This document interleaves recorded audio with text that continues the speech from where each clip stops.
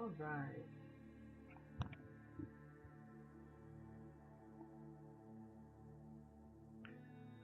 Whew.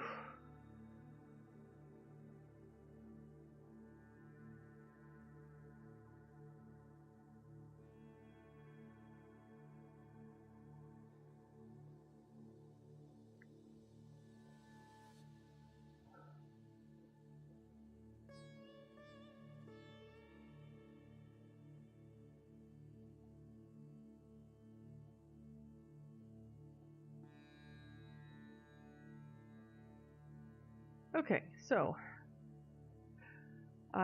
my fire alarm, smoke detector, and everything went off. Hey, welcome back. But there was no smoke and no fire. It was really weird. Everything's fine. Okay, let's get back on track here. All right, so here we have uh, this. This to me looks like some sort of attachment to a plow, simply because I've seen that in another sign system, um, like to the T, which I thought was interesting. But who knows? Thank you. Yeah, me too, right? You know what's interesting? You're in here, but it says 0 viewers. That is so weird. Why does it say that? Oh, now it says 3. It heard me. It went from 0 to 3, and like as soon as I said that. All right, so here we have what scholars have been calling a rake or a comb. That's possible. I'm not gonna say otherwise, but yes. Yeah, there's a bit of a delay. Okay, so here is the door. Okay.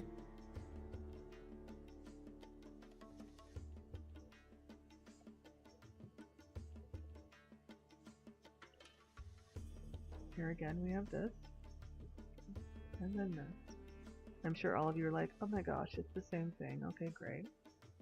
Really, nothing needs an explanation for the most part. This is a plow. I will say that. It's a plow.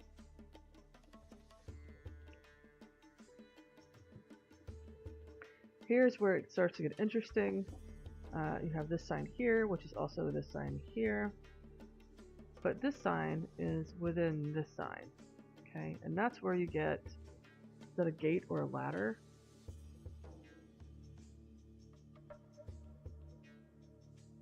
Yeah, totally could be. Absolutely. I just went to the plow thing because I saw it in, God, what did I see it in? Is it Phoenician? No. It was Middle Eastern script, and it was attached to the plow sign, and I was like, huh. Anyway, it would make more sense that it would be like a gate or a fence or something.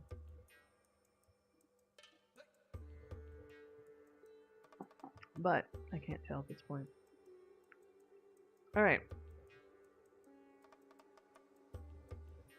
Okay, so here we have, this is the Indus sign for Gatha, song. Typically, you would read the inside modifier and then the very outside primary sign. So, Ga, Tha. I mean, same. And what a weird way to draw something. Like, I wouldn't think ever, and there are numerous other sign systems that do not do this. Nothing even close. So, why is it that over and over again you get the same weird, unusual signs? It's not even like a basic sign. So, that concept of saying, oh, you know, it's not the same, they're not really. I didn't really believe that, but no, I definitely don't believe it because I'll show you later. Okay, this right here would be a sign that you would say, oh, anybody can create this, right? That I would understand.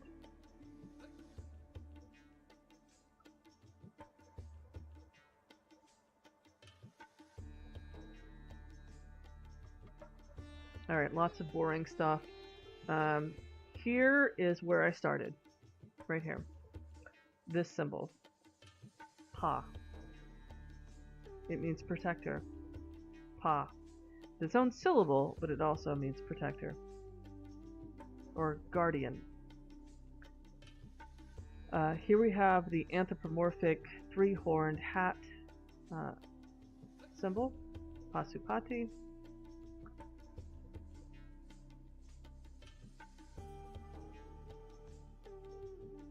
I started seeing recurring patterns of using Pa and then a symbol, important symbol, like anthropomorphic of a deity, or for example in this, it looks like a seal, but it could be a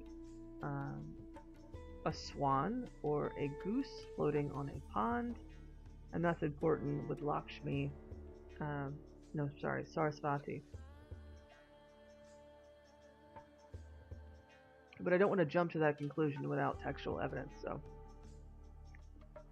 It does look like a duck, you're right. But it could be a goose. You know, didn't exactly have a lot of space to draw that, so. Here we have the famous Pasupati seal. Okay. A lot of scholars will say that Pasupati is a proto-Shiva, right? I don't believe that anymore. I believe it is Shiva. There is no proto anything. It is Shiva. It may not be the Shiva that we know now with all the intricacies and details and things like that, but this absolutely is Shiva, 100%. 100%. The original Shiva. Okay. And Pasu means animals and Pati means Lord. So he's the Lord of animals. But we've always assumed the reason was different than what I'm going to tell you. So here we have this seal, right? And we have a tiger, an elephant, a rhinoceros, and a bull. Okay, it's a bull, not a water buffalo. Bull. Yes, it looks like a water buffalo, but its theme is of a bull. And then we have deer or antelope down here, or gazelles or whatever down here. Basically, you've got predator and then prey underneath, but it's not that he's protecting the prey from the predators. And I'll explain that later, after the inscriptions. So, of note, Pasupati is wearing his horned hat, okay? And I'm pretty sure that this right here is just his hair, because I've looked at other inscriptions and seals, and he's got the same thing going to the side, downward. So I'm pretty sure it's just his hair going upward. That's what I've gathered. You see a fish at the top? Yeah. We'll go through that as well. All of it. Exciting. I love it. Alright. Okay, here we have all the boring stuff. Boring, boring, boring, boring. Okay, here we have the Nandi Pada symbol, or the Nandi bull. Okay. The Nandi bull, of course, is the bull of Shiva.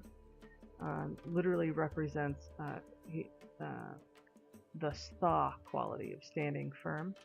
Okay. Shiva, of course, is called Sthanu, the one who stands firm. Okay.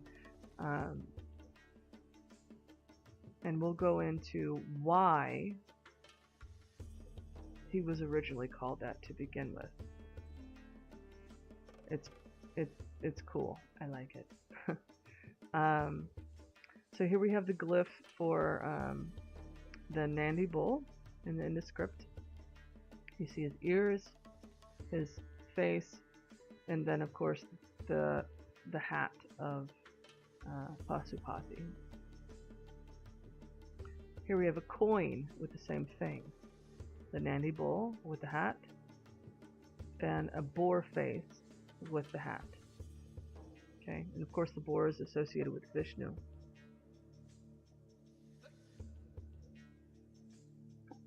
And here we have a deer head.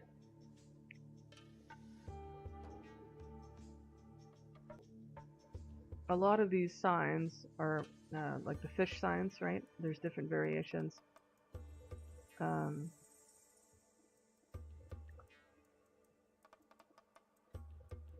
try to go and remember what page this was on, because I never do.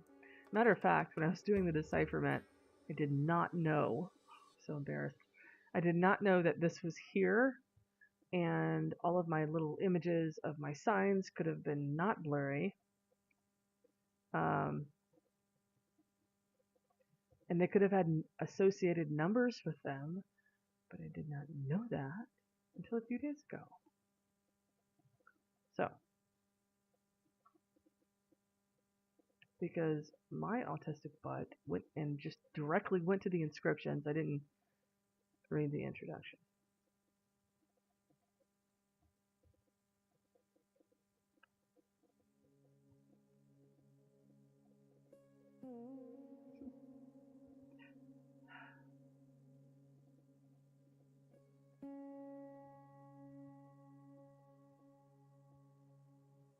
There we go. Oh my god, I jumped to the first. Okay, page 43. All right. Here we have all of them in very clear detail.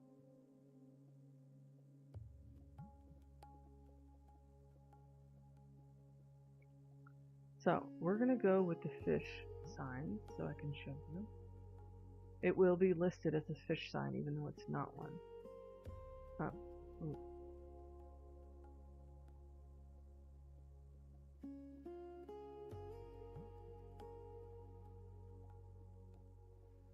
Okay, so here we have all of the fish signs, right? But this is not a fish, this is a boar. These three are boars. And this one is the boar with the Pasupati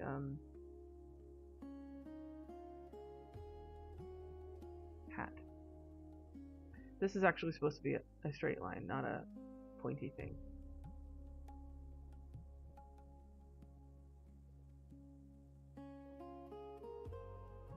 Okay, so here we have on page 43 going onward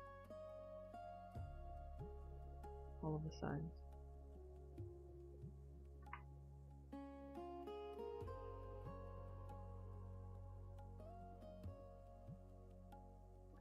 Way cooler looking than English.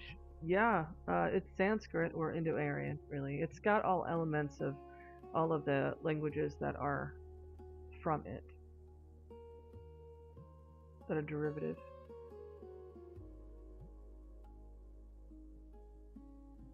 Alright, so in the Indus Valley, weights and measures were extremely important. They were amazing architects, okay?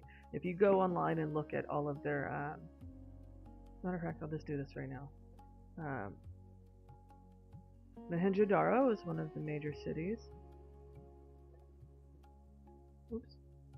Ignore the I in the front.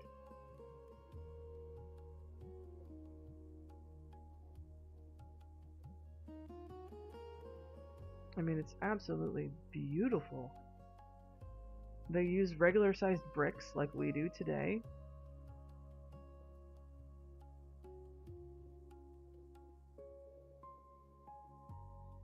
I mean, look at that.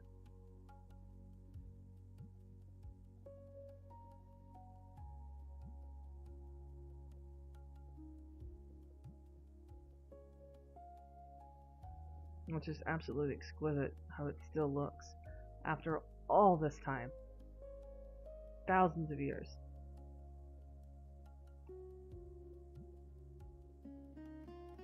It's amazing to me.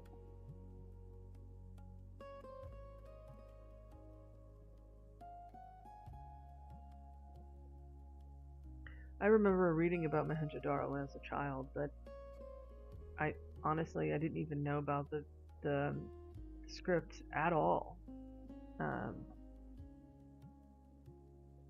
Didn't know. Had no clue. I just knew that it was the Harappan civilization. It was really old, and that's it. Because at the time, my focus was biblical archaeology, so I never focused on it.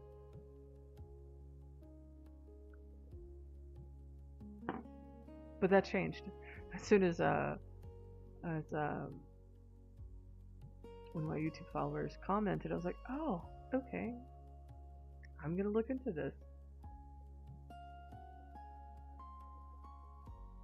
And I went down a rabbit hole. Anyway, so they were very interested in weights and measures, so they had all kinds, okay, including scales. And the majority of the ones that they used were cube-shaped.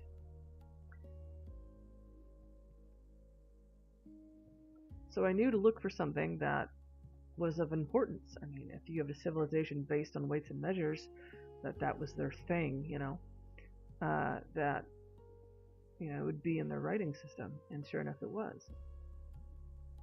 So this is a measuring cube right here, hung on a string. And then here's the scale.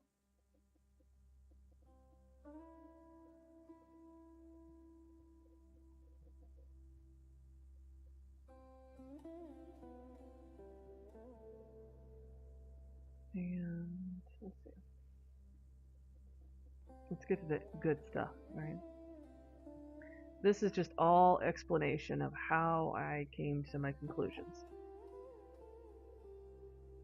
I tried my best. Sometimes I forget to write things down, and it's just in my brain still.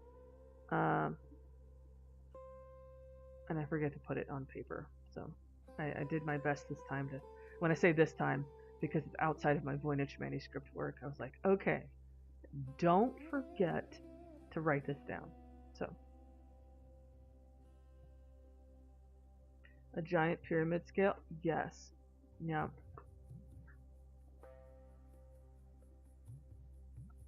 Okay, so we've got structural parallels and salvation scripts. We've got compound base pairs and Indus scripts.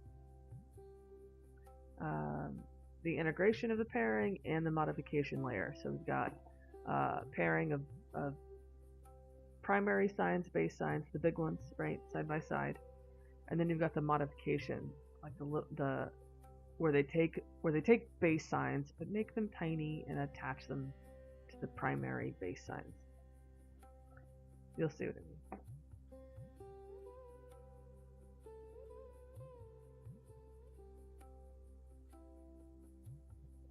Alright, so here's the fun part. This is the phonetic interpretation I've come to. Okay. So here we have ka. It is one of the most occurring ones. Okay. If you cover up this arch, right, it leaves you with the two diacritics, right? And that represents A. Okay, the arc is a k noise. Okay, so you would think back then and be like, okay, well maybe they would just write the C symbol. They're not. They're not really separating the two. It's still a k noise. So they use the K symbol, the ka, which is right here, for the k noise, for and. So originally I guess it was Ka, and so this is ka for and for the Ca, not ka down here for the different symbol sign. They're separate, right? This is a bow, danum, so it is do, right? But the base sign, right, is the one without the extra line, and that is da. So if it's empty of all diacritic marks, it is the consonant plus an A, for the most part. Really, who did it? What do you mean? Who did what? Who wrote the Indus Valley Civilization script?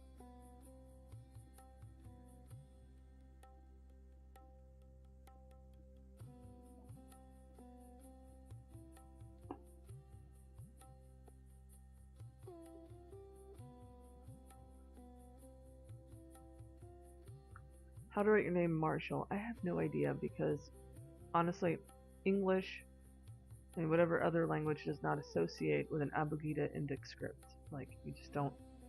The language itself is not the same syllables. So that wouldn't work, unfortunately. Oh, I did. And I'm still working on it. I've solved enough to know that what it is and what it says.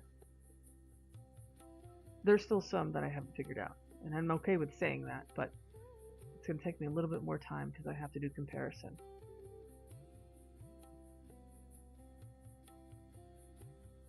Okay, so this point here is really important. It looks like a star dot thing. And more often than not, it represents an M on the end of the preceding syllable. Thank you. I appreciate it. This is my second project. My first one was the Voynich manuscript. And I have a ton of work on that. And you can actually buy my book on that, on my main body of work, on Amazon and Ingram Spark. And the title of that is The Voynich Manuscript, the Cipher in the Compendium. And that is my baby. And it's really cool. You'll love that too. But I took this project on a month ago, and Prez, I believe, was his screen name. Is it a proto version of Brahmi script? Yes. So Brahmi does derive, Ashoka Brahmi does derive from Indus. Absolutely. So all of the index, obviously, all of the index scripts would essentially derive from the parent script.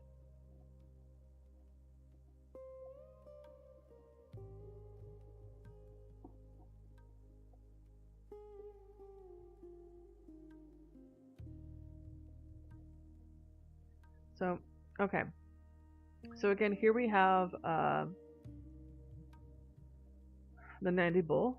It represents Mu or Mo. We have the bow, Da. Here's a Ray, so for Ra.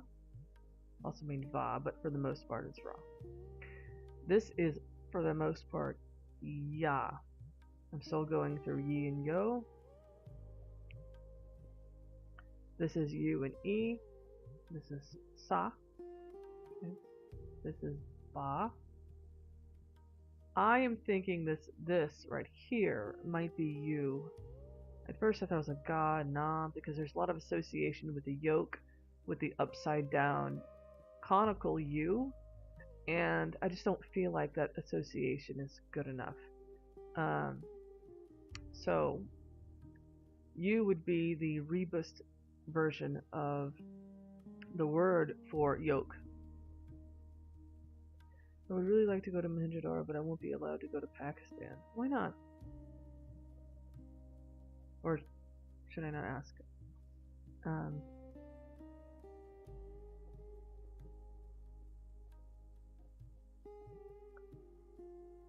So here we have one of the more, this is actually its own word pretty much, Kia. You'll see this a lot right here.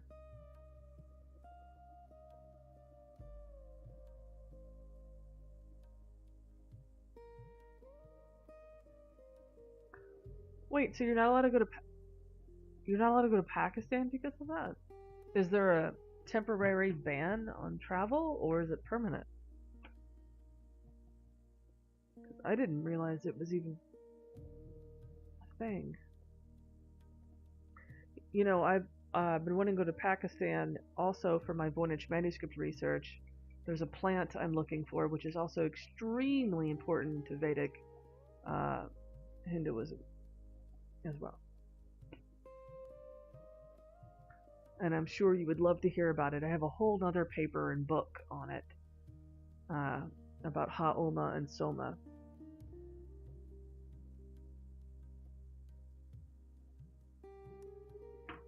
Yeah, I figure.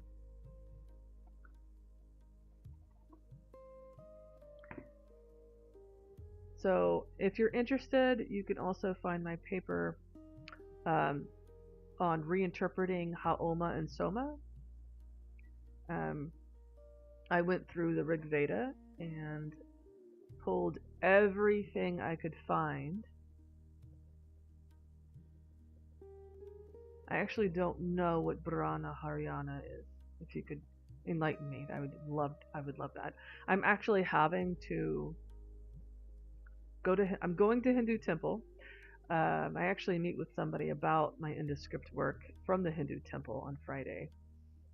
I'm nervous and excited about that. But so I'm having to teach myself a lot as I go along, just about doctrine, theology, philosophy, like a lot.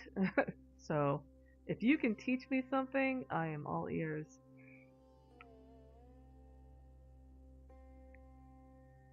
But yeah, so I've identified the original Soma plant as something different than what scholars have said it is.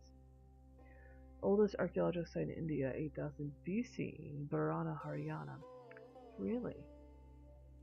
I know that they were trying to push the Harappan civilization back a few thousand years, which would match up with my theory. And if that's the case, I'm super excited because that would bring me closer to being right. So, and is that Harappan?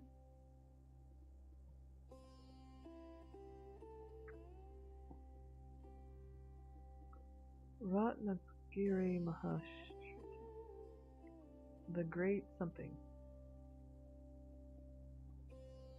Petroglyphs. Really?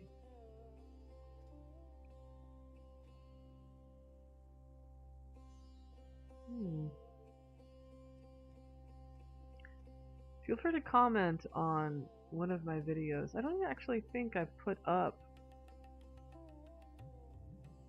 No, I did put up. I put up one video briefly. Make a comment on that video with this in there. That way I can come back and take a look at it. Thank you. That'll help.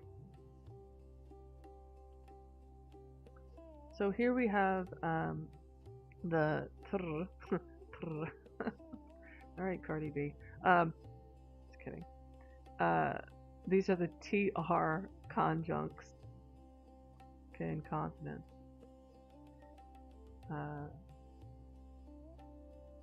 So I've learned that this line right here as a slash represents TR.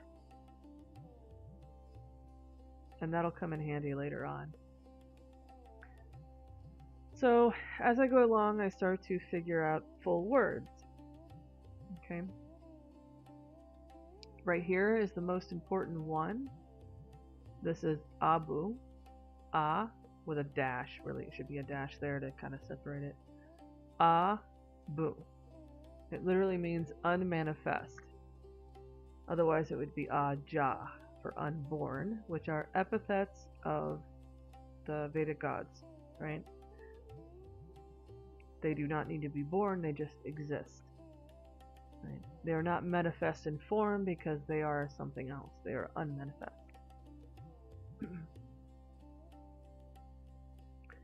Here we have a very important one. This is called Tha or Ta. It's literally the two arcs of Ka put together to represent a yoni. And I've learned in Vedic script, the yoni is represented by the oval, which makes more sense anatomically. But later on in Brahmi, it's represented by a circle. Really? When was it found?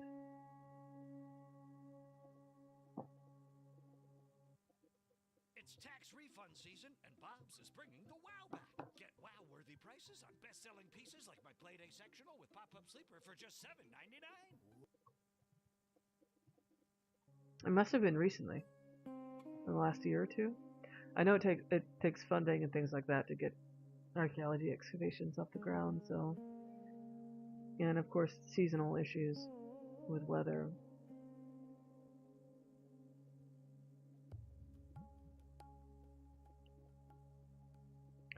So what I've realized is that when you read the modifier first for the most part if it's inside the primary sign, but sometimes that's not always the case. So here we have Gita. I put Gita because it's easier to see. It means song, right? But it actually is Gatha. So Gatha, Ga, and then Tha. See? Tha. Here we have Ya and then Tha. It's the trident of Siva. Here we have Pa and then Tha. Here we have Srita, right? Sri, Ta. But not only can you have a nested sign, right, inside another, you can obviously have full words from one base sign to the next. You can have either or. So here is Bara. We have Pa, and Pi, and then Bu, Pia, Pra. We have the Ya symbol, and then Sa on top of it, Sia. Pu, right? Because this is supposed to be a square. It's hard to be a square when you have to be inside of a U-shaped thing, right? And then Bu, Ta. Pa, Ti, right? We have the Ta, but the vowel is changed because of the diacritic I. Pa, Ti.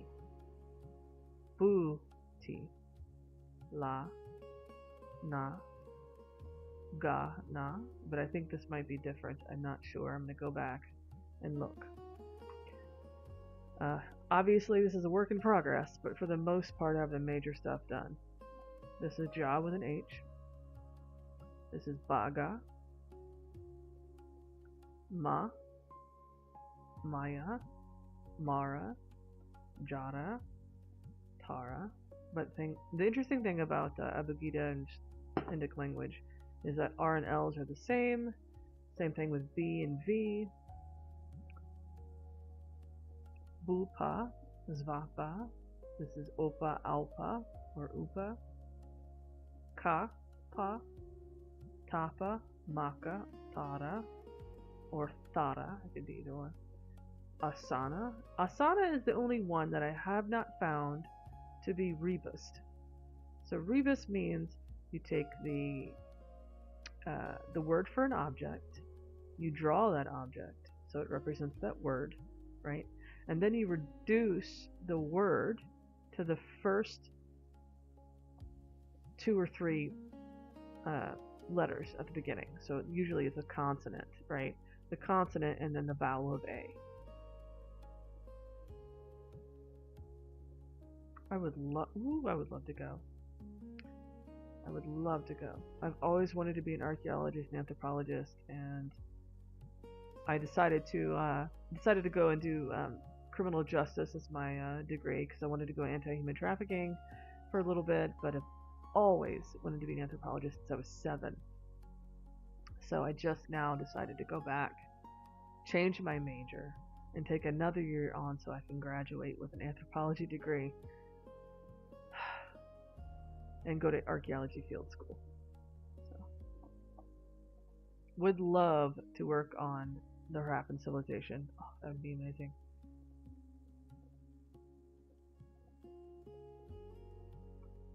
Alright, so the only one that I haven't seen, or the only one of, yep, is the asana symbol. Okay, it's a mat, right? A mat that a rug that you would sit on. Okay, asana. It has not been rebused yet. I don't see anywhere where I can rebus it where it makes sense. Here we have the symbol for Bada, or bearer. Okay, it's a ritual bearer of Siva. So basically what I've learned is that if it's got a headdress on, it's the priest or the ritual bearer of that god, or the deity. Here we have the rebus of to bow, Nam. This is a person bowing down with, it's got no head or anything, but it's a person bowing. Here we have E or A, or both at the same time. I'm not certain which. I will go back to that.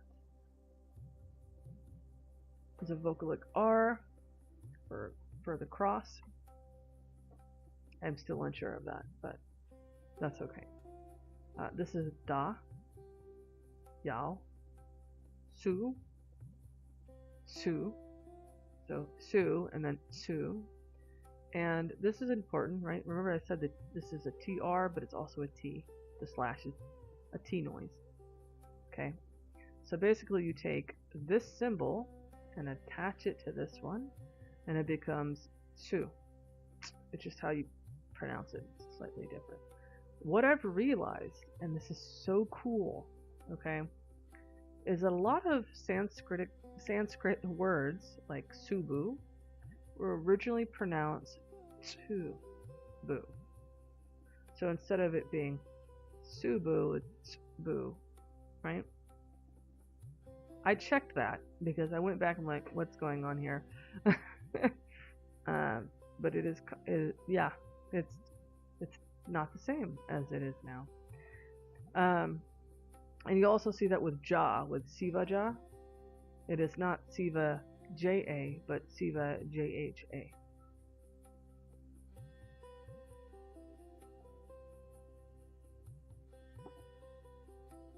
Okay, going forward. Here we have a double up of Ja, so you just put J-J-H-A.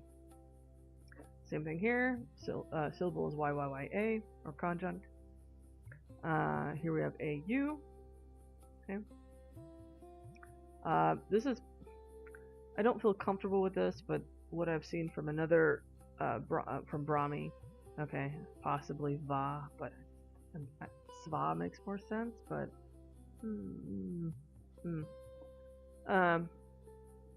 here we have Bu plus Ra, right? Bra. Bia.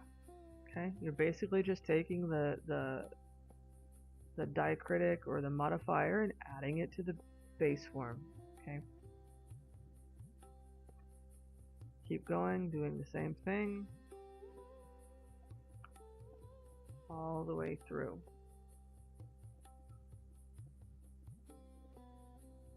Okay, same thing. Afya, Ki, Dvara, Kisa, Abhi. This is a whole word. This represents Soma. This is an anthropomorph, yes, but the focus is on the object in the hand, not the person, right? So it's the anthropomorph, the person, is only used to show you're focusing on the object as the word. Because if this were just by itself, it would represent the other syllable. So this means Soma or Amrita. So then we have Sula, spear, right? Sula. Danda or rod. Okay. This is Mishu, but honestly, I think it's got two meanings. I think it has a surface layer meaning and a deeper meaning. In some instances, I think it's talking about among or amongst something, like a mixture. But I often wonder if it means like liminal, because there's a doctrine of being liminal. You're neither here nor there. So I'm not sure. But I've been translating it as among. And the fish sign, the base sign is Mi for Mina. And Min is actually an old Druidic term. It's a loan word, but it's an early loan word, very early on when Dravidians and Indo-Aryans mixed together. So it's not a later term at all.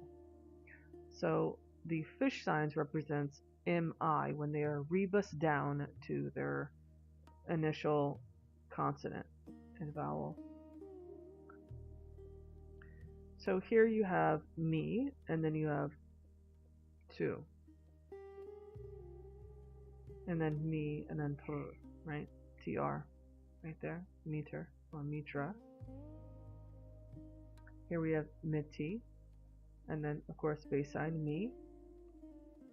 Here we have do ma, right? Ista, for rebus from istaka. Okay, I think this is a vocalic L. Not quite sure yet. Still testing it out. Here we have gr, gra, ha, right? It's the GR versions. Okay. Because it's a grasping tool. Alright, so let's get to the cool stuff. Thank you for bearing with me for 41 minutes. I originally thought that these might be the Sargas, but no. I've since translated this. Still working on this bow tie looking thing, but I'll get there. Okay, so here we have the Nandibul of Shiva. Okay, I refuse to call it a proto-Shiva. Refuse. I don't see that any further.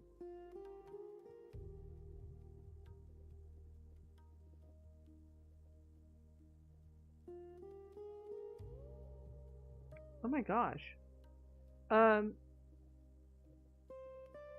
You guys, you've been talking to me this whole time, and it's not showing up in the program chat, but when I looked at the overlay just now,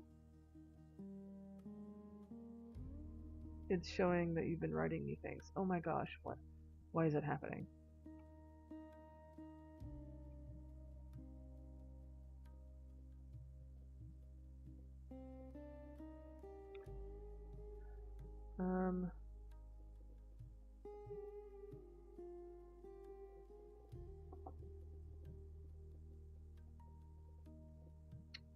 I don't know how to fix that.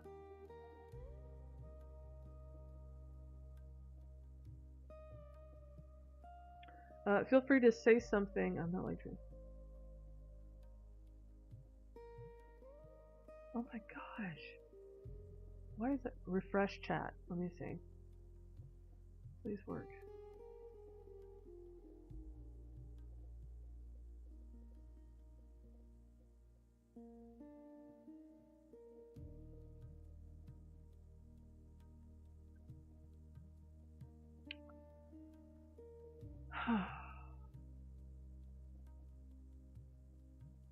Change from top chat to live chat at the top?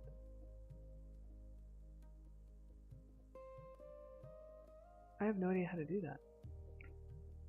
I can see what you said, but I'm missing other people's statements. And that's weird.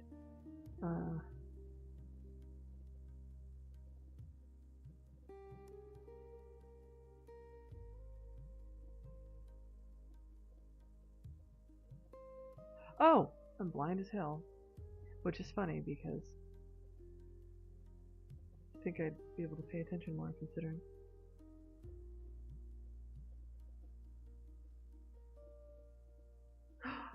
It worked, I think. Awesome. Thank you so much, because I'm sitting here going, what? Alright.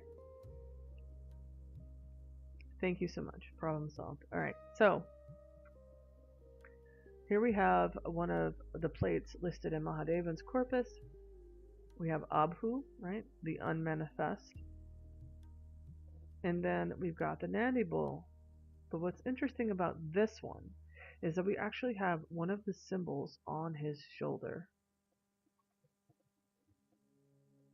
That'll become extremely important later on.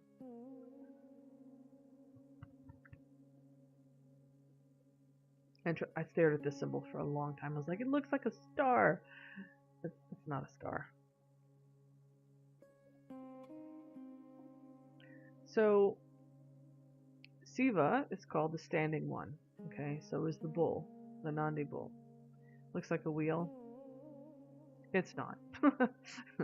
It's actually the symbol for Sa radiating in different directions with the Tha or Ta around it, right? And so remember, we have to read them individually, right? So Sa is a triangle with a line in the center. So you got a triangle, and then you got a triangle and then a line in the center of that. So basically this line is evenly halving the triangle, and that's Sa. Okay. And that is literally what we're seeing here. It's just radiating in different directions, right? Okay. And then you have Tha enclosing it, right? So you take Sa and separate it, the S and the A, and you put in the center. That's why it's nested. Literally nested because the sounds are nested. So you got Tha. So this is Tha, meaning standing. And that makes sense because the Nandi bull is the standing one, and so is Siva, standing one.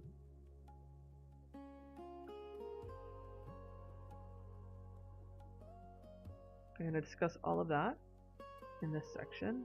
Okay. Now, the important part is that the standing one just means immovable, and you'll see why in just a minute. Here we have two different seals. For the longest time, we just had versions of male deity doing this, right? So it's like, oh, it's Siva, or really, they wouldn't say Siva, they'd say, oh, Pasipati, or Proto-Siva, right? He's holding the tigers by their throats, preventing them from attacking him, right? But then you have this seal right here with a female deity, okay? That's odd. A female? It's not Proto-Siva? What's going on here? Well, now we know why. The symbol for Tha is above her head.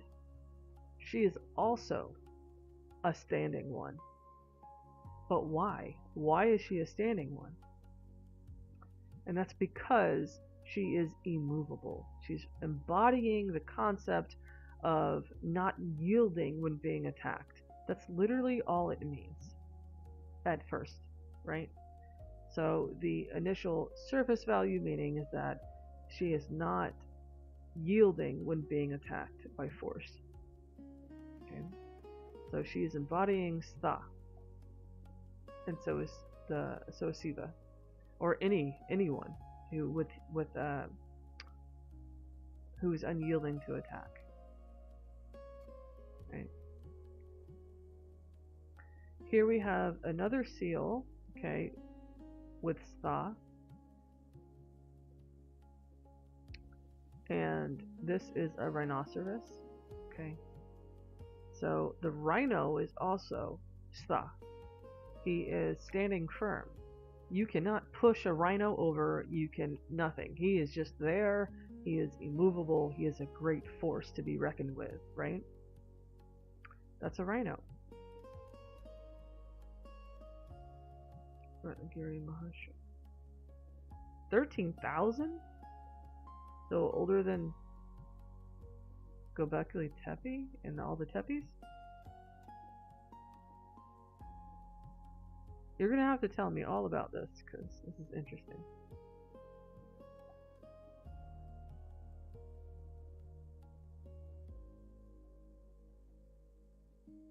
So we have Pasupati, okay? This is the same concept, okay? We have the elephant, the tiger, the rhinoceros, and the bull, okay?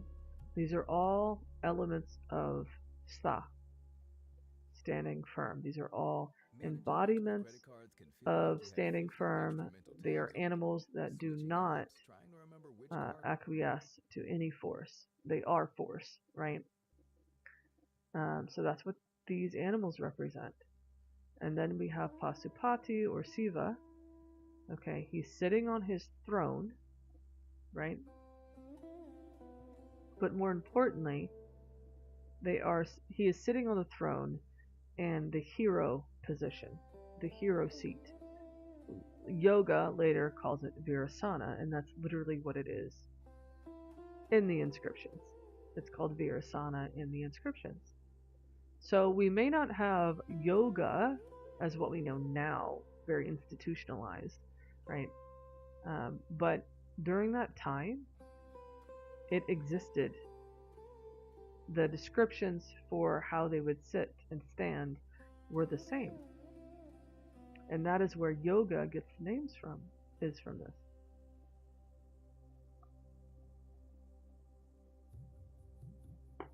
So he's sitting in Virasana pose. Basically, what the seal is saying, these animals are not attacking him. They are just there. They just exist, right? So in other words, he's seated in hero pose. He embodies stillness, right? Therefore, force does not exist upon him. He creates an atmosphere of where there is no active force against him. It just simply does not exist, which is neat.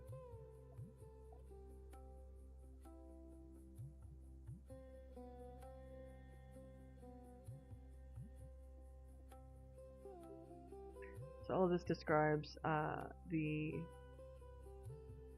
all the details of the syntax, the grammar, and how everything behaves, the rules.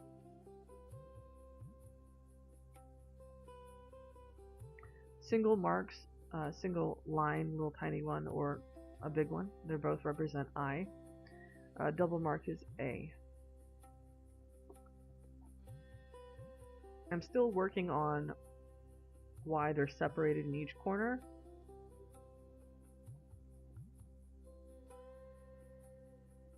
But I do think it has to do with vowel length, maybe.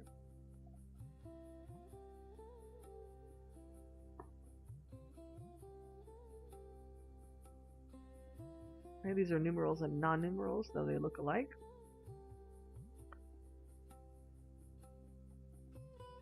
Notice that these all have typical consonant conjuncts attached to them. So these are not, they're not numbers by proxy.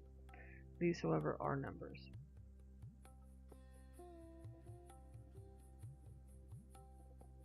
Mesolithic, huh? That's cool. Alright, you guys, here comes the fun part. Okay. This is Pa, Ri, Pi, Ka, Akya. Now, Kia uses the A from here. It's not unheard of. It does it every once in a while, where it absorbs the A prior to. Because remember, it's syllabic, it's sound-based, so there's no reason that it shouldn't be able to do this. Alright, so here we have Ti, Ya, Ya, Tha, A, Bu. Tiyata Yata, Tia Yata Abhu. Here in the manner of the unmanifest. Oh, I forgot to read this. The purifier, and he is known by name. Okay. This is Ja, Ya. I need to go back, and I forgot to go back, but this is Timitri, but I haven't been able to figure out the rest of it.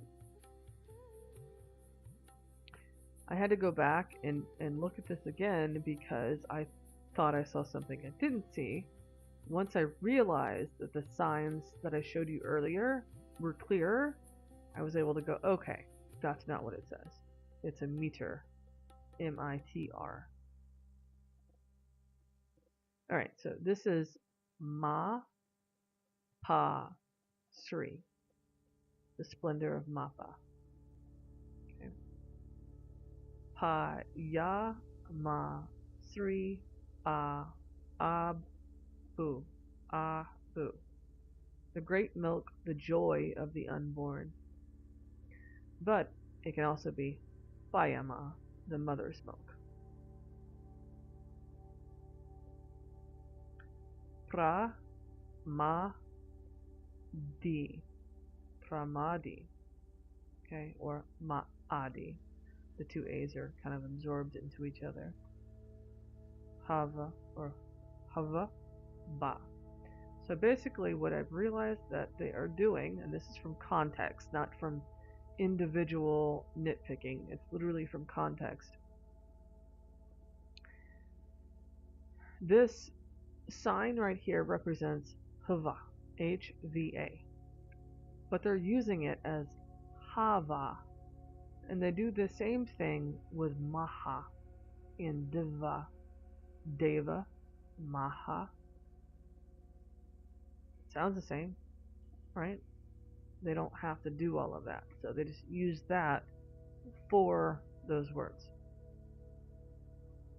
So this is Hava, Ba. Okay, and B is also V, so it's Havava.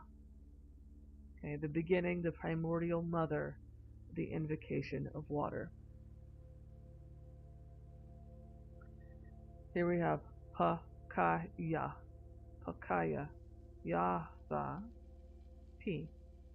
The dependent condition aligned precisely. Here we have Japata, okay, Japata, the state of one who mutters, or mutters prayers. This is Pakya, okay. It can mean ripening, but it can also mean the protector is named. And most likely this is a surname because of the ending. So this is Patriabu, the wing of the unmanifest, or the ritual vessel of the unmanifest, or the consort of the unmanifest. Patri can mean those three things.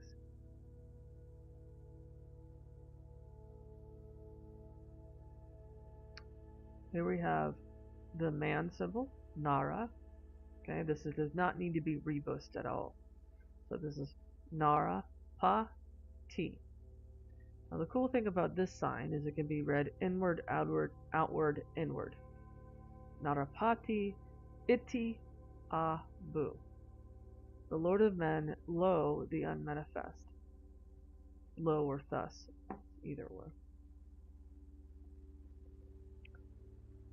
Here we have Itya, Yatha, Abu, approached as the unmanifest.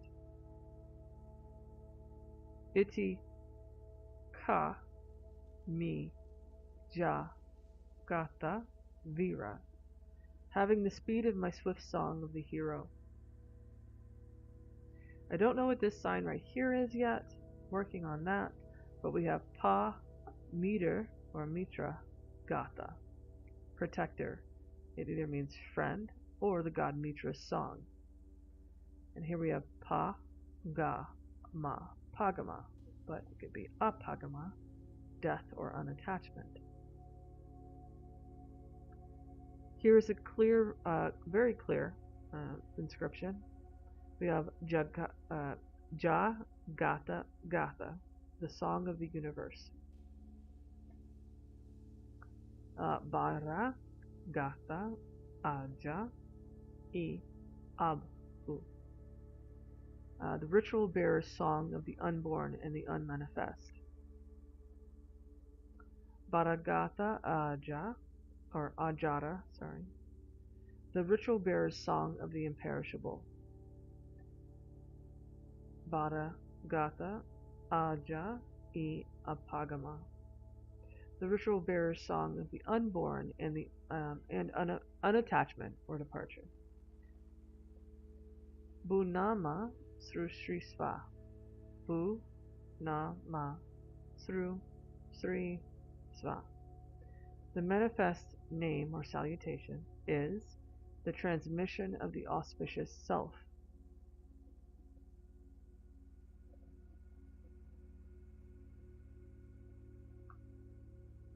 Here we have Pa, Ri, okay, Pari, Pi, Ka, A, Kya.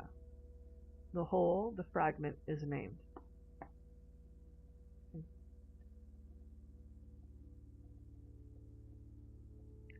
I did not translate this yet.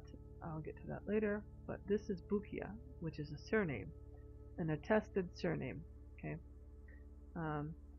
It's very ancient, and it's from that area. Okay. It could either mean reference to the earth or manifest forms of a deity. Here, what I described earlier about the affricated form of this noise. So this is suka, okay? But nowadays you would see it as just suka without the T, right? But originally it's with its noise, with the T noise. So it's suka ajaram, rendered as the bliss of the undecaying, or ajaram, sorry. This is Gathri Abu, Gathri Abu. This is Brar Tri Abu, the singer of the unmanifest and the brother of the unmanifest. Ratnagiri, petroglyphs similar to Harappa. I would love to, I really would like to check that out. Ratnagiri.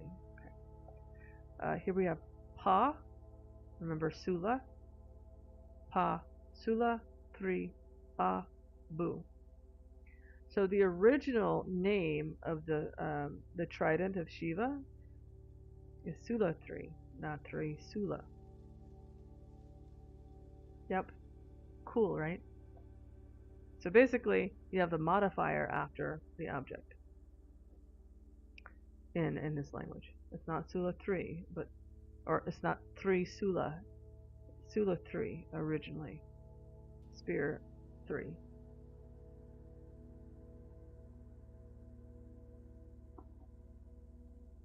And this is where we see the symbol for asana unfold, okay?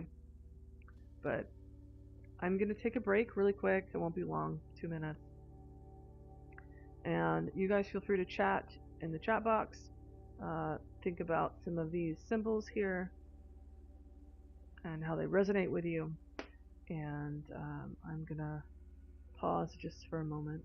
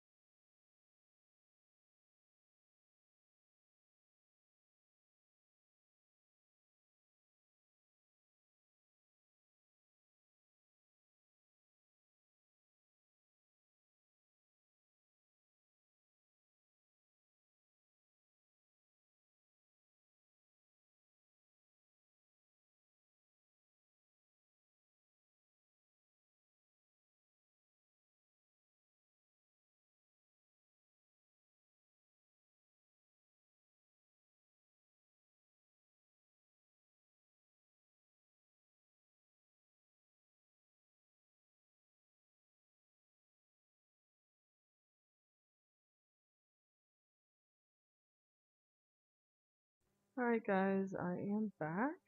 Thank you for waiting. Oh, I see some sort of font in the chat box.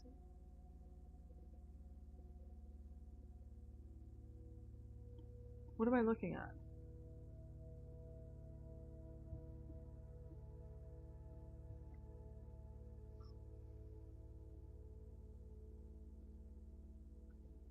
What? That looks neat. What is that?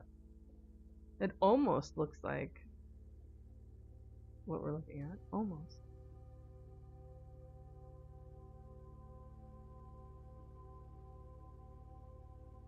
Alright, so here we have Virasana, okay? I had to extrapolate, right? I don't either. The phonetic bit of Shakespeare. Joy. Sorry, Shakespeare, you're gonna have to move on over for this one. Alright, so using old things. I love old things. That's probably why I enjoy thrifting so much. Alright, so this symbol here gave me quite a bit of trouble because I thought for the longest time, I'm like, okay, obviously there are rules to how the signs are made. Okay, slashes at a diagonal are T or TR. Okay, the Y's are always in the TRT range. Okay, I've noticed that the multiple lines represent va, something with a V in it. I started seeing that a lot. But also, the large singular line represents Ra or Ray, like a radiant, right? Ra. So when I started looking at this, I was like, va, va, va. Why does it look like a Ra? But I can't. It's a, going through all these things in my brain. And then I'm like, you know what? I'm just gonna relationally reduce this to help myself out. So I took every line that it included this symbol, but also included all of the words or all of the signs I already knew what they meant. And so I just did that over and over again, over and over again. I'm like, okay, is it a noun? Is it this? Could it be this? Could it be that? And I reduced the amount of things that it could be and eliminated all of the could nots. So that's how I did this.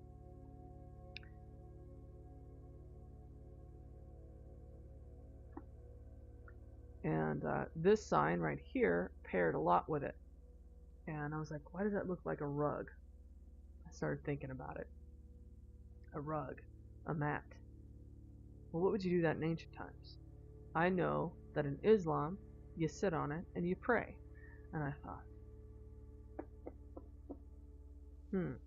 what would that word be to sit down, right? Like asana, right? I was like, could it be asana?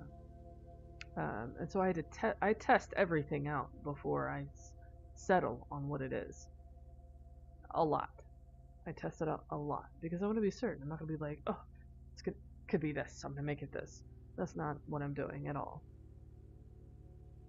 Alright, so here we have the boar, which would be Vara. Okay. This is Asana. This is Vira. Vira, Asana, Vara, Ra, Abu. Virasana, Vara, Ra, Abu. The noble seat of the hero, the radiant unmanifest. Okay? That's pretty straightforward. Here we have Virasana Tam, the immovable seat of the hero. So, instead of saying standing firm, I really like the rendition of it being rendered as immovable because that makes more sense. It makes more sense because that is what you are describing. You're immovable rather than just standing or standing firm. So instead of Shiva being called the standing one, he really should be called the immovable one.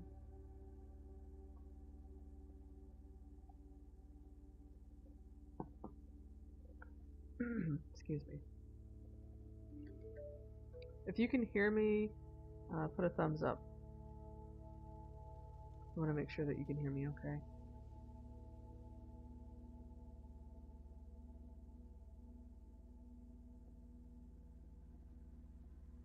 So going back to Pasupati, right? The seal that we looked at, where he's seated with his feet up right? Thank you. He literally is seated in Virasana. So the yogic term Virasana is actually quite ancient. They already have that posture encapsulated in the Pasupati seal in their inscriptions. Virasana, the heat of the seat, or the seat of the hero. It's already there.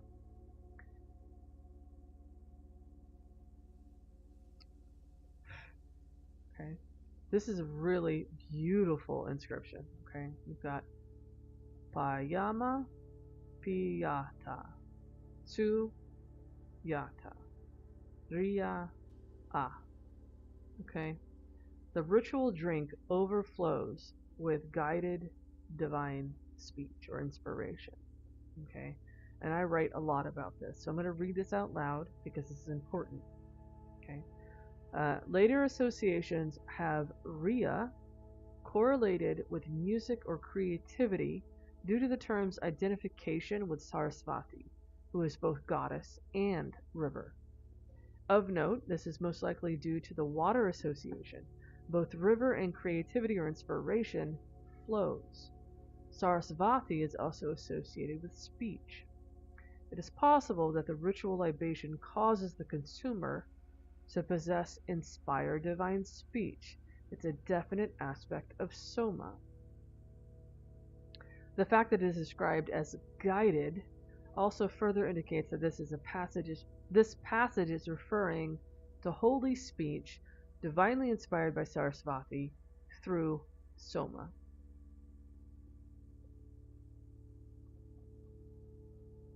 Crapulomancy?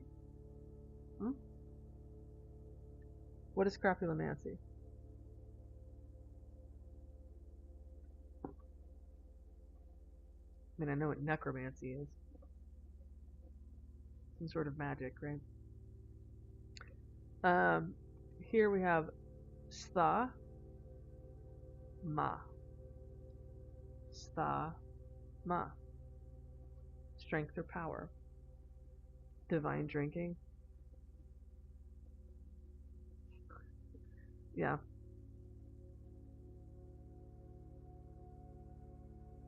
So I wrote a whole entire paper on soma and haoma. Crapulent. Oh, I love it. Holy crap, right? Holy crap, divine drinking, right? All right, so I have an entire paper on the actual identification of haoma and soma not being a Phaedra. And I want everyone to keep in mind that when I say this, it is of utmost respect, okay? It is not meant to devalue the anything of Hinduism, Vedic ritual, culture, or anything of the sort. I'm actually trying to elevate it by understanding what it really is and its actual intended use. It's not meant to be recreational. That's why there's been a problem. It's because it's been used recreationally and not in its ritual context of what it should be used as. All right, that being said, I now know that the Haoma of Zoroastrianism and the Soma of Vedic belief is actually a plant called Katha edulis or Kat. And I'm sure a lot of people from the area in the regions know what Kat is. And unfortunately, is banned as a narcotic, and it's not meant to be that.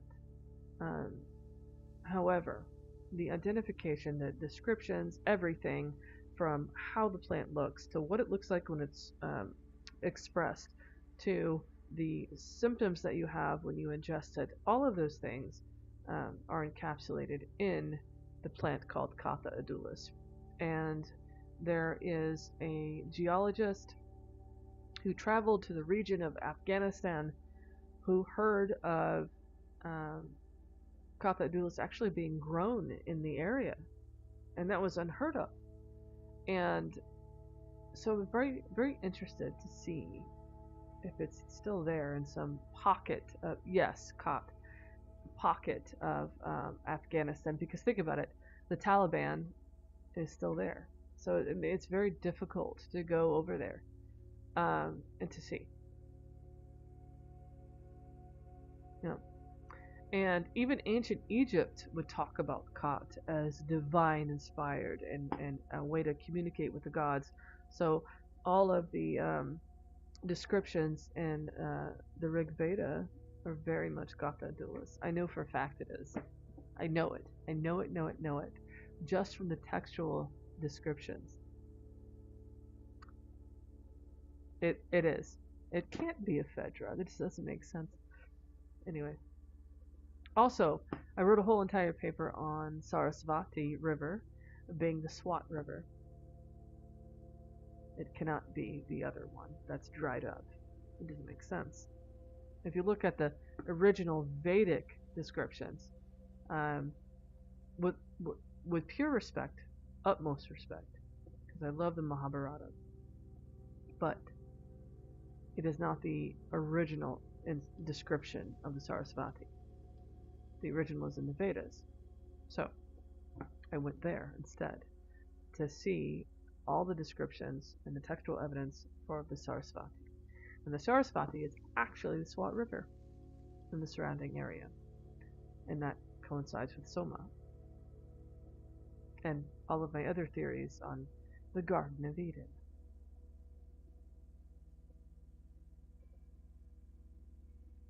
Anyway, I digress. Let's go back to the inscriptions. All right, so here we have the affricated form, or affricated. Y'all can help me on that one. Sulut Subu, rendered as the ritual bearer's powerful spear. Then we have Vira Ra Ba. This is Dvarapala. Okay, this is a guardian of the gate. Okay, he's holding his arms up with the danda, the rod in his hand, or the mace. He's standing there guarding. Okay, so this symbol is not meant to be rebus. It is Dvarapala, Viraraba Dvarapala. Okay, the hero roars or cries out as or for the guardian of the gate. I want to make note that in some instances, okay, a repetition of a sign means most of. Just like in Sanskrit, that's what you do for most of or the best of. It doesn't always mean that, depending on the word. Here we have Ista Ista. Okay, this is a layer of bricks for a road. Ista Ista, Sula, Imha, Iaksu. Iaksu, it's a glide. Okay. E with a Y. Just assume there's a Y in between the I and the A. Iaksu. And the reason why it's Su is because of this right here. The horn. Okay. Iaksu. The K is the double arches. I, A, K, Su. And because of the glide between two vowels, you have to put a Y noise in there.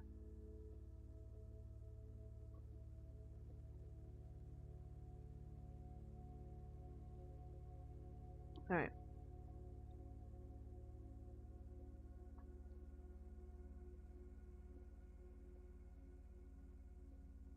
Okay. I'm not going to focus on this one because it's partial. All right. So we have pa, sta, sta. Very straightforward. Okay. The standing protector, the standing one, okay, or the protector, the most standing one, or the most standing protector. Basically, of course, repetition means the most of. If this doesn't modify this, like it's not part of that, right? So you have to check that to make sure it's not. So it's the protector, the most standing one, or the most immovable. And here we have a perfect example of how a repeated sign does not mean most of, it actually means a different word, okay? Ja, ja, okay? Ja, ja, warrior. Ja, ja, sta, ni, tra, grata, graha, sta.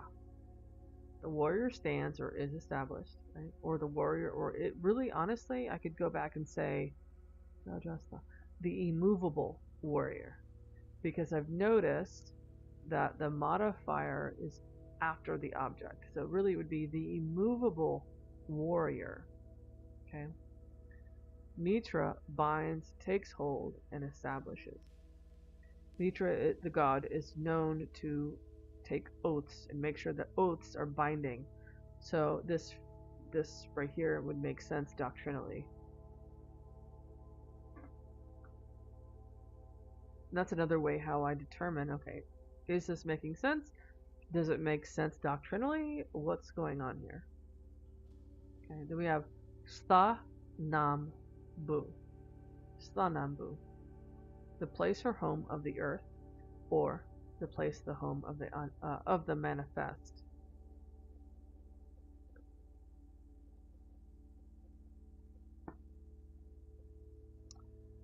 Here's a great example of Maha being Maha. Okay.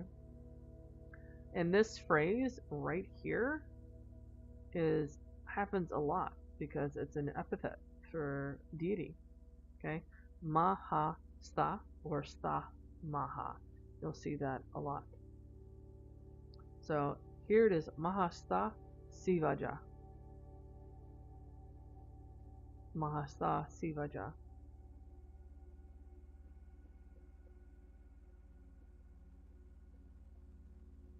The great Siva.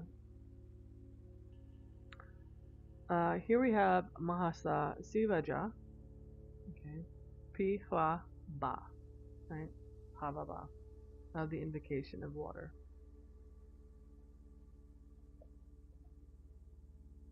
Here we have Namo, right? Nam Mo Namo.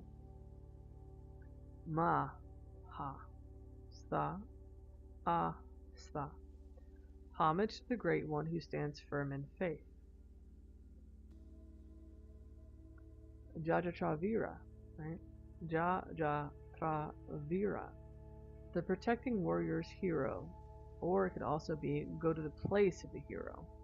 I haven't determined which yet. Here is Vira Vara Abhu, the excellent hero, the unmanifest. Pa'a Tathata Nisu Abhu. Now, Tathata is not in like the Buddhist concept, okay?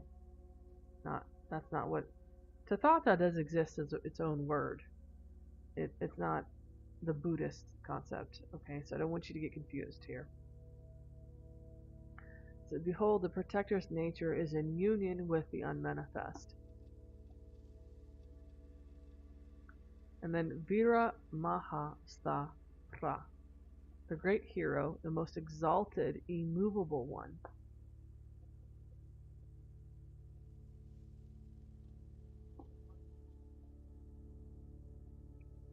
Here we have Pa, Siva, Mitra, Vara, Vira. And I know that this is Sta, because I can see it right there. I don't want to say it's Thanu, but I have a feeling it is, because here is the arch representing the N class. I thought it was Ga, but I think it's N instead.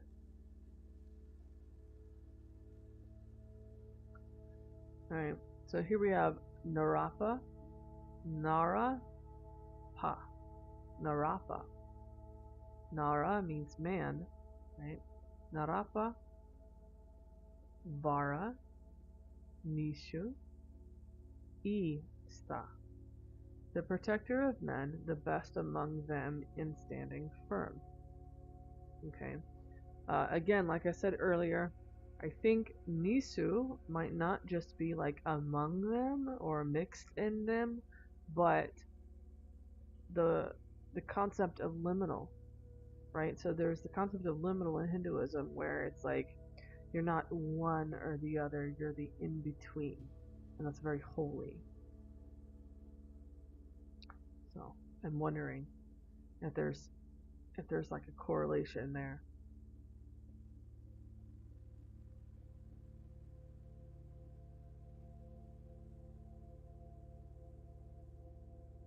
So basically, that's pretty much it.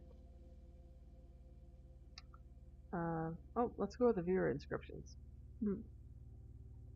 So this is how I determined what Vera was. I was like, I'm going to go through everything and see, because I couldn't figure it out. I was like, oh my god, I think it's a V word, but I'm not sure. I'm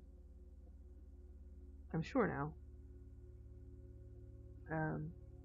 So here we have Vera, Ya, Ma, A, Bu, and then I couldn't figure out the rest because I can't see what it is. Excuse me. And then Vira Abu, right? The hero, the unmanifest. Okay. Then we have Virakya, Pragata, Abu. And I haven't translated all of these, I've just bits and pieces.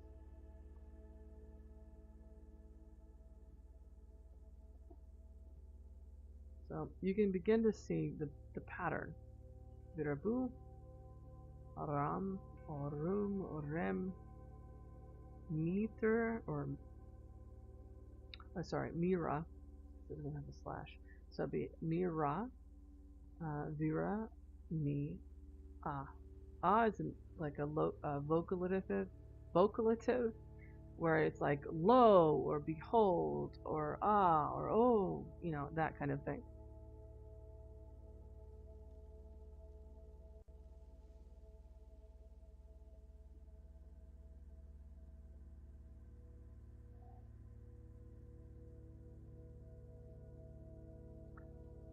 What did you miss? I am more than happy to go back over it.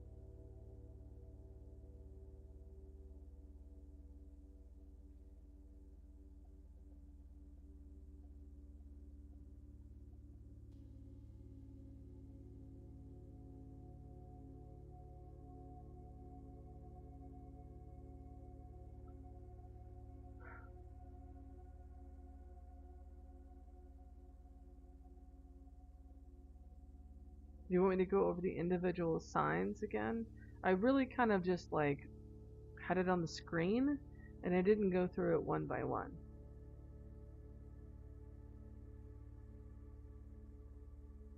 Oh yeah, absolutely. Totally do that.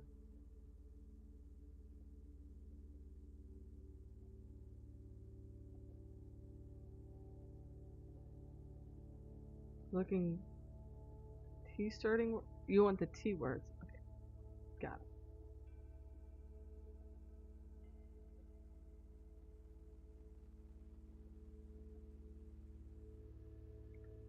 Mm-hmm.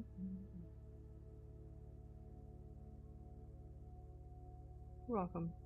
All right, so this is the these are they're the Cardi B sounds. Yeah, I joke about that.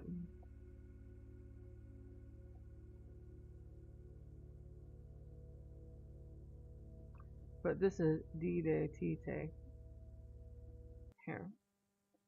Ato ot aten aten. Love it aten. That's my music. Oh gosh, what's going on? Oh, did anybody just like what happened on YouTube? Yes. Oh, yes. I'm still watching.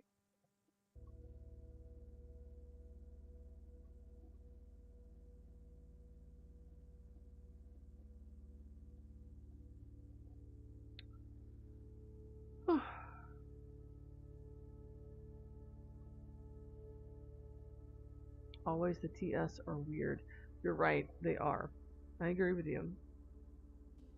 But every single inscription I've looked at, um, that is there. The TSU is there. So I can't ignore it. And I've often wondered, why don't they just use, if it's like, for example, Subu, if it's not just Subu, why don't they just use the Su, not the Tsu? You know what I mean? Which makes me believe that originally it was Tsu rather than Subu. For example, I've read there was a I think it was Filipino, and I thought this was interesting, very interesting. It was like the word for honey or sweetness, and she said Subu, right? Subu. But she went around and said Subu with a T in the front, and I was like, oh, how interesting. So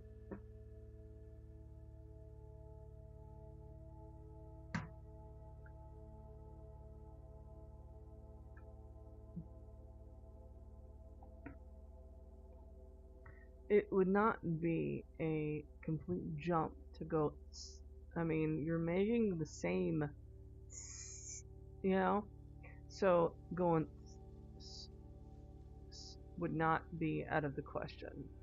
So I'm sure, time goes on, it's easier just to go Subu than, you know,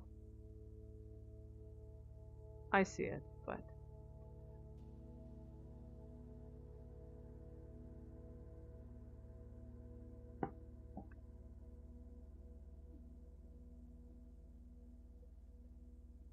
sometimes things are just more practical, you know. Over time, it would make sense to me. I'm a very practical person. I'm like, what would be the easiest thing? Subu, perfect, right? I mean, even today, think about it. We have a lot of contractions, and we could be missing the core meanings of the origins. In what way? I don't think so.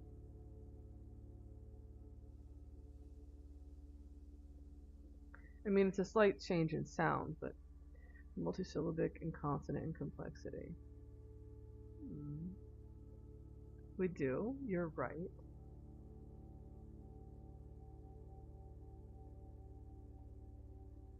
Absolutely. I'm listening.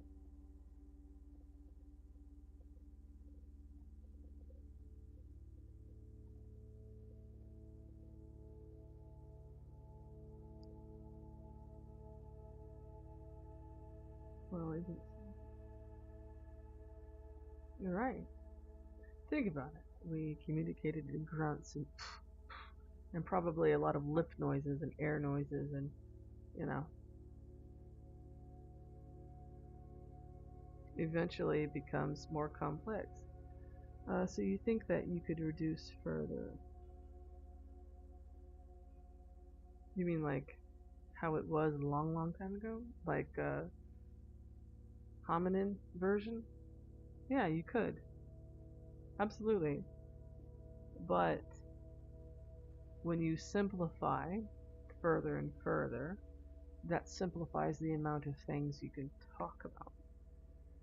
So, natural progression and natural degression, I mean, you have to have more complexity in sound, and not just sound, but also the combination of the sounds and the spaces in between of silence. You have to have those things.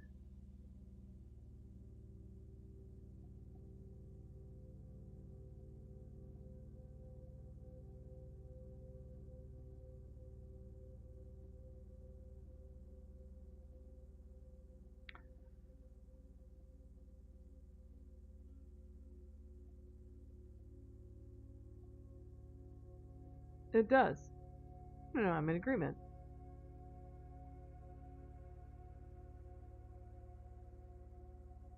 You saw one symbol, which one?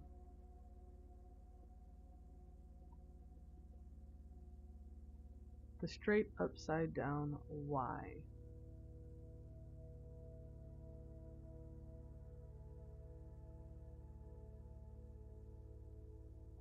This one. Yes. So in Sanskrit, that's what it represents, D or day or T or te. That's already attested.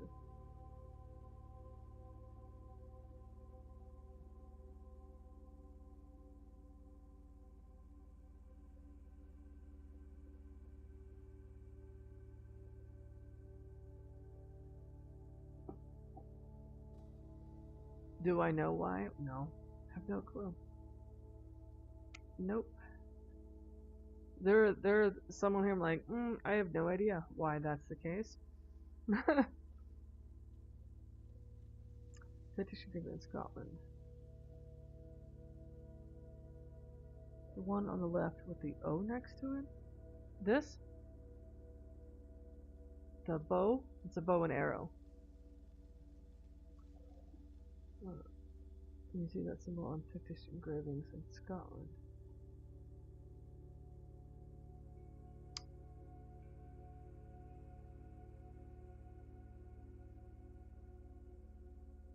This thing?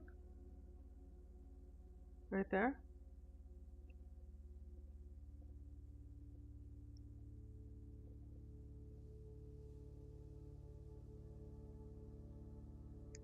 That's cool. That's one of the more simpler signs that I could totally see there being, you know, obviously a it's similar, or the exact same sign, but it's not derivative. Because there's only so many things that you can make on a simpler scale, right? Anybody would make it. Anybody would make a line, right? Anybody would make this a triangle or a square. So you can't say, oh, that's derivative of that just because of that. But it is still good that you saw the association.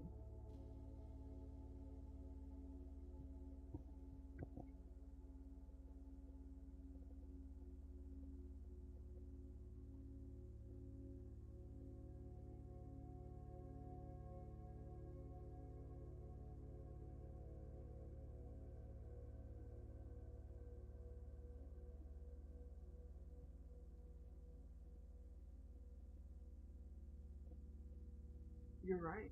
Absolutely. You're right. I don't entirely discount anything at this point. Um, because what I've noticed from both my voyage manuscript research and my research on the Indus script and the Vinca is that, unfortunately, scholars get so hedged in on being too cautious that they're unable to connect the dots and solve something. And that is the problem. Um, you can't solve something if you're unwilling to see the relationship two or more different things. You know, that's my point on that, or my thought on that.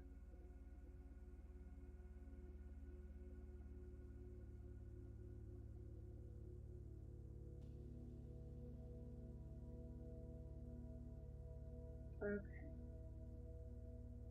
So, does anybody have any questions for me? Or you want to go back through anything? We can go back to the Pasupati seal.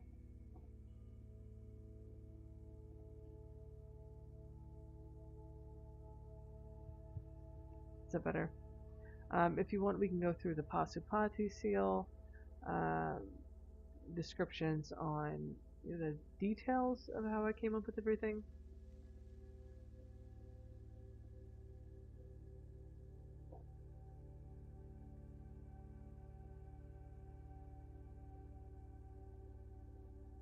Furthermore, we don't have to actually just talk about Indus. We can also talk about the Voynich manuscript. But you do? Okay, what's your question?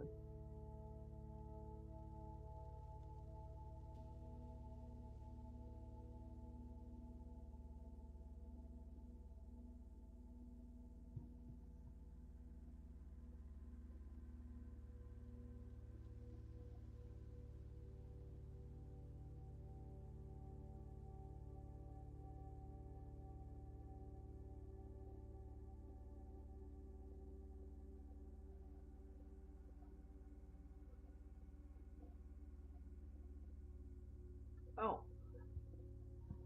I got it. I got it. Um,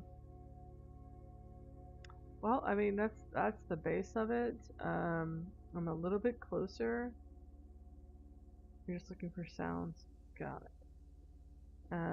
Yeah, just take a look at my paper. It is on Zenodo, but it's also on academia.edu. And I update it as much as possible. I actually update it on Zenodo before I do an academia. So I pretty much work on it daily. Every once in a while I'll skip a day, but I mean, how cool this is. I mean, it's neat.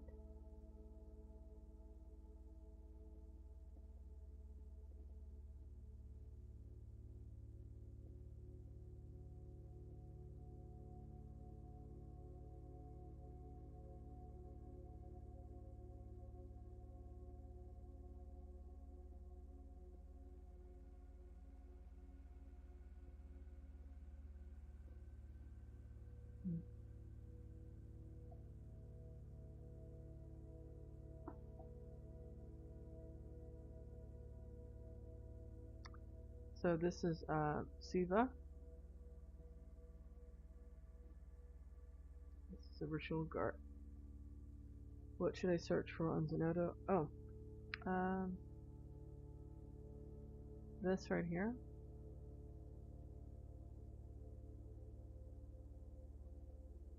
The title.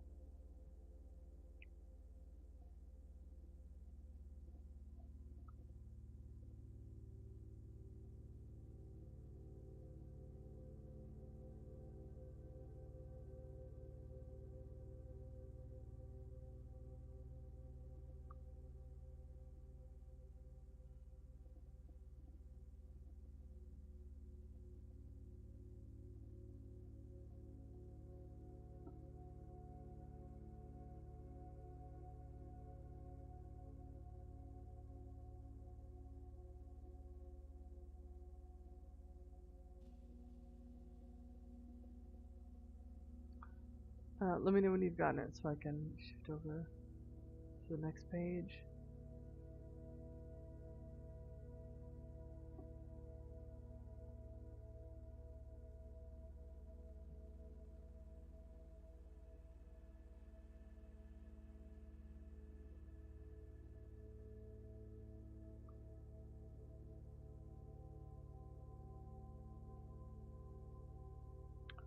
Alright. Does anybody have any questions for me?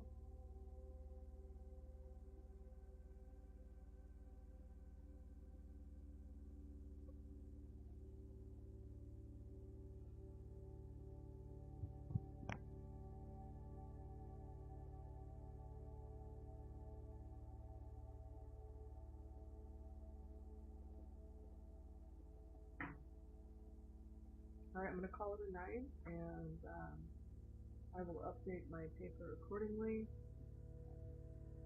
Thank you guys for hanging out with me. Oh. It's just Vinca. Copy and paste it. I think so.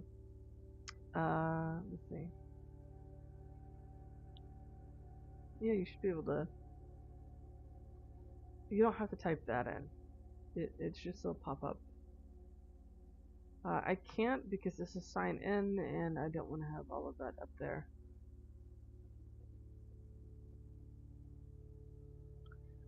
You can type in just, or copy and paste or type in just this part right here, and it'll still pop up. You can even put my name if you want to, or this. The DOI will bring it up.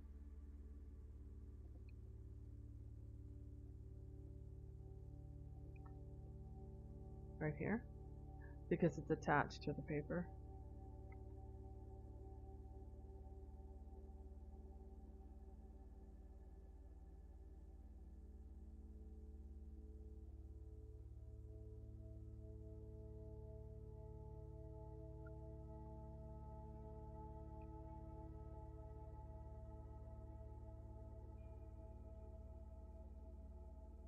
Let me know if it works for you.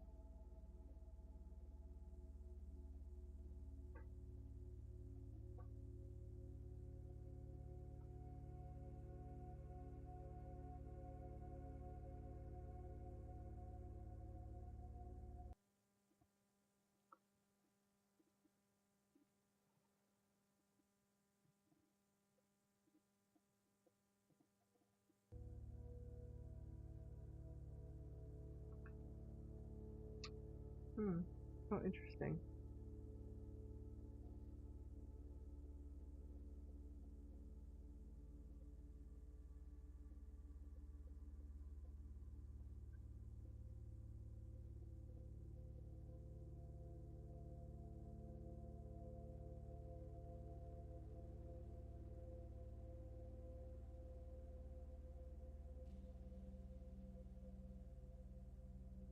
Hmm.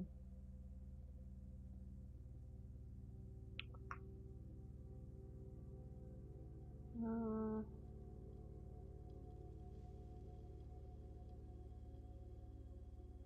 Trying to figure it out.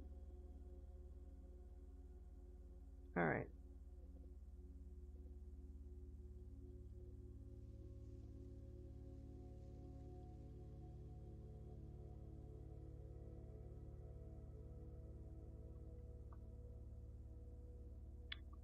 Let's see.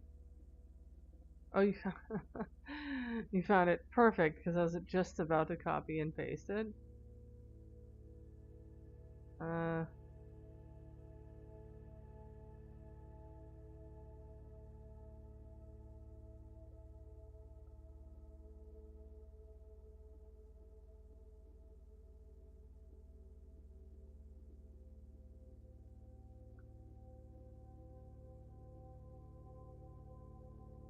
awesome. Thank you. Cause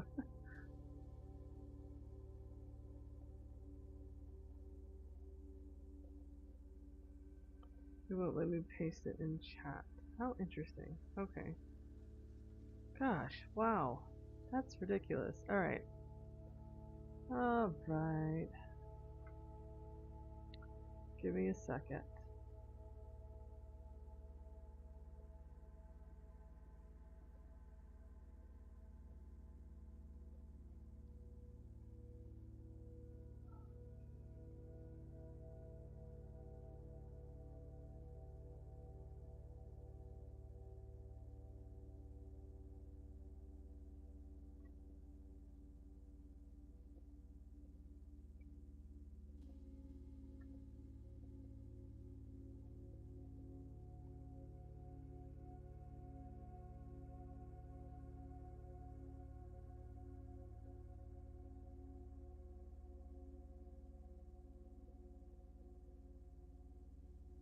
Working on it. Almost there. Alright. I found it. I just decided to go directly to it. So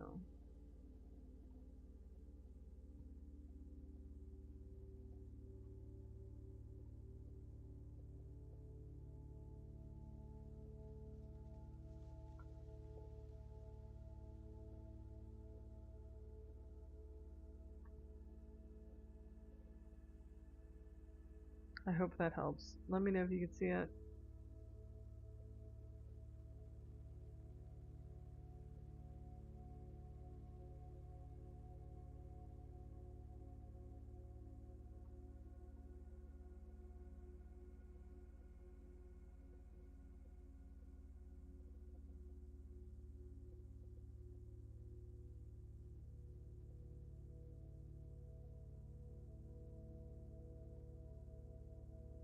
Perfect.